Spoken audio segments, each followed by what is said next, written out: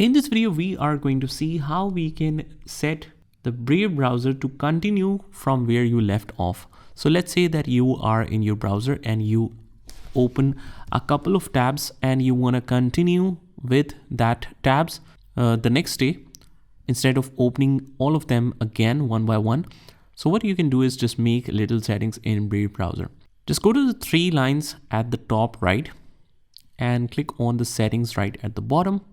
And here in the settings under the get started section, it says on startup what you need to do. Open the new tab or continue from where you left off. I'll just change the settings to this and just click on any other option and make sure by going into that again that it is properly saved. And for the sake of example, I've just opened two tabs. One is Google, one is YouTube. Let's close out of here, close all.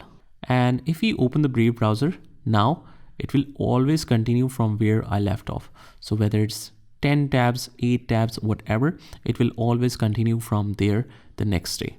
So that's how you do it. I hope you found this video helpful. And if you did, hit the like button and subscribe to our channel, and I will see you in the next one.